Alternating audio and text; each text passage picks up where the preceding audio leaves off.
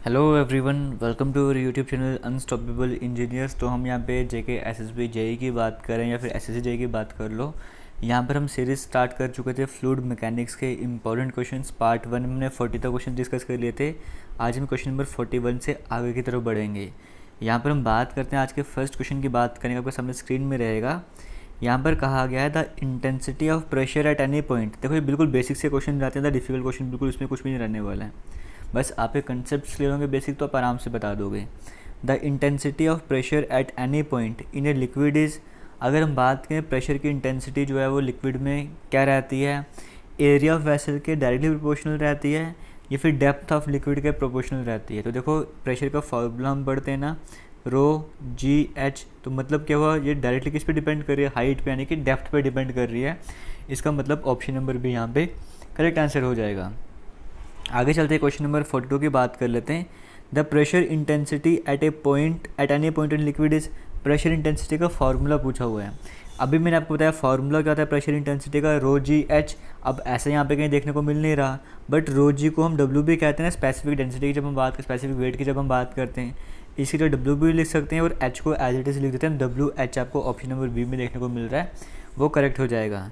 Question number 43 की बात कर लेते हैं। Atmospheric pressure at sea level is, sea level में एटमॉस्फेरिक प्रेशर कितना रहता है यहाँ पे आपसे वो पूछा गया है।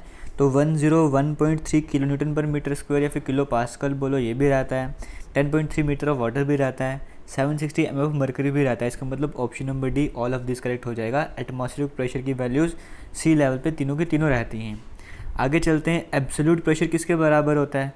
देखो एब्सोल्यूट प्रेशर किसके बराबर होता है, atmospheric pressure plus gauge pressure. तो जहाँ जिस भी ऑप्शन में देखने को मिल रहा होगा वो आपको करेक्ट आंसर हो जाएगा।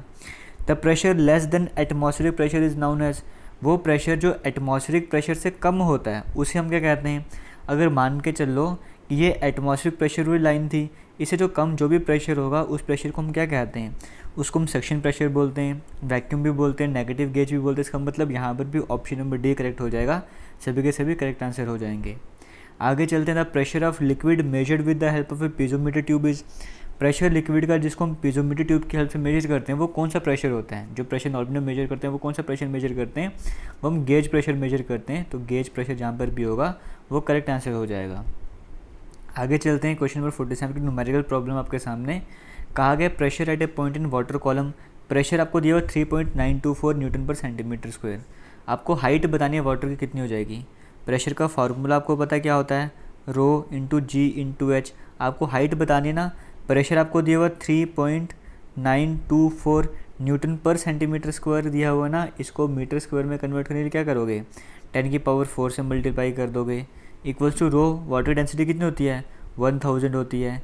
जी की वैल्यू आपको पता है 9.81 है। अब सिंपली आपको एच कैलकुलेट करना है, आप कैलकुलेट कर ही सकते हो। कैलकुलेट करने के बाद जो आपका आंसर आ जाएगा वो 4 मीटर हो जाएगा। ऑप्शन नंबर सी यहाँ पे करेक्ट आंसर हो जाएगा। आगे चलते हैं, क्वेश्चन नंबर 48 की बात कर लेते हैं। Pascal's law states that pressure at a point is equal to all direction. Pascal's आप बताते हैं कि प्रेशर किसी भी पॉइंट की बात करेंगे वो सभी डायरेक्शन में इक्वल रहता है। ये किस कब कब की बात करते हैं, जब लिक्विड रेस्ट में होते तब की बात करते हैं, जब फ्लूइड रेस्ट में होता तब की बात करते हैं, लैमिनार फ्लो, टर्बुलेंट फ्लो। जब फ्लूइड रेस्ट में होता है ना तब हम पास्कल्स लॉ अप्लाई करते हैं। सिर्फ लिक्विड की बात नहीं करते हैं, हम पे फ्लूइड्स की बात करते हैं। ऑप्शन नंबर बी यहाँ पे करेक्ट आंसर हो जाएगा। आगे चलते हैं, क्वेश्चन नंबर 49 की बात करते हैं। Which of the following can not be the value of absolute pressure, absolute pressure की वैल्यू इनमें से क्या नहीं हो सकती है। अब हमें पता है एब्सोल्यूट प्रेशर एक रेफरेंस प्रेशर है जिसको रेफरेंस मान के बाकी प्रेशर मेजर करते हैं। इसका मतलब अगर ये रेफरेंस है इसको हम जीरो तो बोल सकते हैं, बट जीरो से कम वैल्यू तो हो ही नहीं सकती। इसका मतलब नेगेटिव वाला गलत हो जाएगा, -1 तो हो ही नहीं सकता। नेगेटिव प्रेशर तो हो गई नहीं यहाँ पे, क्योंकि एब्सोल्यूट को हम जीरो मान के चल रहे हैं, इसके बाद ही बाकी प्रेशर मेजर करते हैं। तो इसका मतलब ऑप्शन नंबर सी यहाँ पे करेक्ट आंसर हो जाएगा।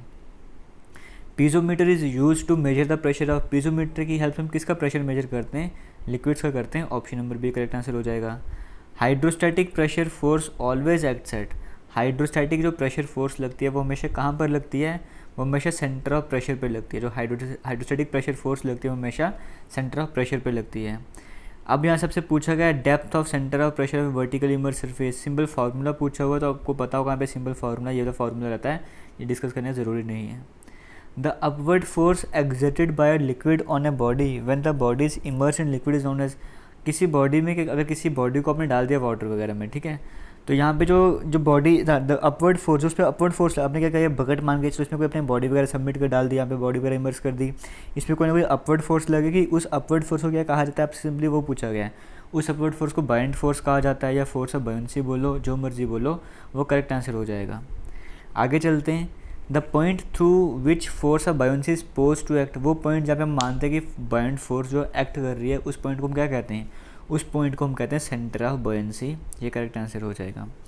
आगे चलते, the point about which a body starts oscillating when the body tilted, एक ऐसा पॉइंट जहाँ पे बॉडी जो ऑसिलेट करना स्टार्ट, जब उसको थोड़ा सा टिल्ट करोगे ना, बॉडी ऑसिलेट करना स्टार्ट कर देती है, उस पॉइंट को क्या कहते हैं, उस पॉइंट को मेटा सेंटर कहते हैं। आगे चलते हैं। The distance between the Meta centre and centre of gravity, Meta centre और सेंटर ऑफ ग्रेविटी के जो बीच का डिस्टेंस होता है, इस डिस्टेंस को हम क्या बोलते हैं, इसको बोलते हैं Meta centric height.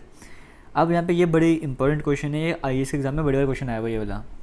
Which among the following is a stable condition for completely submerged body, जो बॉडी कम्प्लीटली सबमर्ज्ड है, पूरी तरह से डूबी हुई है, उसके लिए स्टेबल कंडीशन क्या रहती है। कम्प्लीटली सबमर्ज्ड बॉडी के लिए स्टेबल कंडीशन क्या रहती है, इन तीनों में से वो आपको बताना है। सिंपल सा फंडा है, बाइंड फोर्स ऊपर होती है, ग्रेविटेबल फोर्स नीचे होती है, जहाँ पे भी ऊपर जी नीचे को देखने को मिलेगा, वो स्टेबल कंडीशन रहेगी आपकी कब, जब बॉडी पूरी तरह से सबमर्ज्ड होगी। सेकंड केस में क्या है, आपसे पूछेगा पार्शियली सबमर्ज्ड या फिर फ्लोटिंग बॉडी, जब बॉडी तैर रही है फिर पार्शियली सबमर्ज्ड है, उसके लिए स्टेबल कंडीशन क्या, उसके लिए स्टेबल कंडीशन है सबसे ऊपर M होना चाहिए, फिर G, फिर B, यानी कि मेटा सेंटर सबसे ऊपर होना चाहिए। ये स्टेबल कंडीशन है पार्शियली सबमर्ज्ड फ्लोटिंग बॉडी के लिए। ऑप्शन नंबर यहाँ पे करेक्ट आंसर हो जाएगा। आगे चलते हैं, क्वेश्चन नंबर 59 की बात करते हैं। यहाँ पे कहा गया है, when a body is placed over liquid, जब किसी बॉडी को लिक्विड के ऊपर रखा जाएगा, it will sink down if, ये कोई बॉडी को आपने क्या कर दिया, आपने लिक्विड में डाल दिया, डूब जाएगी बॉडी। कब डूबेगी, ऑब्वियस ही बात है ना, जब ग्रेविटेशनल फोर्स ज़्यादा होगी, अब थ्रस्ट कम होगी, तभी वो बॉडी डूबेगी। इसका मतलब क्या है, ऑप्शन नंबर C यहाँ पे करेक्ट आंसर हो जाएगा। फिर कहा कि आपने बॉडी आपने फिर से लिक्विड में डाली, ये फ्लोट करेगी, तैरेगी। कब तैरेगी, तभी वो तैरेगी ना जब ग्रेविटेशनल फोर्स कम होगी, अब थ्रस्ट ज़्यादा होगा, तभी वो बॉडी तैरेगी। तो ऑप्शन नंबर B यहाँ पे करेक्ट आंसर हो जाएगा। आगे चलते हैं, नेक्स्ट क्वेश्चन की बात कर लेते हैं। The force of buoyancy is always dash weight of liquid displace, जो फोर्स ऑफ बॉयंसी है वो हमेशा किसके बराबर होने वाला है, इज ऑलवेज, आंसर आपको बता दिया मैंने। जो फोर्स ऑफ बॉयंसी है वो हमेशा किसके बराबर होगा, जितना लिक्विड डिस्प्लेस होगा उतनी फोर्स ऑफ बॉयंसी होगी, मतलब जितनी बाइंड फोर्स लगेगी उतनी वाटर वहाँ से डिस्प्लेस होगा। ऑप्शन नंबर A करेक्ट हो जाएगा। The centre of gravity of the volume of liquid displaced is, अब देखो एक बकेट था या कुछ भी मान के चलो, यहाँ पे कोई लिक्विड था वो डिस्प्लेस हो गया, यहाँ पे जो वॉल्यूम था, इतना वॉल्यूम जो लिक्विड का डिस्प्लेस हो गया।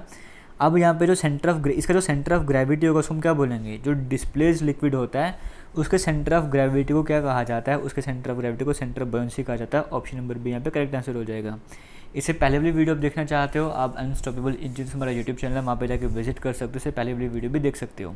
आज का लास्ट क्वेश्चन हम डिस्कस करेंगे, what are the forces that influence the problem of fluid statics, ऐसी कौन सी फोर्सेज हैं जो कि फ्लूइड स्टैटिक्स की प्रॉब्लम को इन्फ्लुएंस करते हैं, मतलब फ्लूइड स्टैटिक्स में हम कौन सी फोर्सेज को कंसीडर करते हैं, आपसे वो पूछा गया। तो ग्रेविटी और प्रेशर फोर्स को कंसीडर करते हैं। ऑप्शन नंबर B यहाँ पे करेक्ट आंसर हो जाएगा। ये थे कुछ आज के इंपॉर्टेंट क्वेश्चंस। अभी तक हमने 63 क्वेश्चन डिस्कस कर लिए हैं। नेक्स्ट वीडियो में हम चलेंगे क्वेश्चन नंबर 63 से, कोशिश करेंगे हम 83, 85 तक क्वेश्चन हम वहाँ पे भी डिस्कस करो। 4 ही पार्ट्स में हम आपके 100 से ज़्यादा क्वेश्चन लेकर जाएंगे यहाँ पे फ्लूइड मैकेनिक्स को।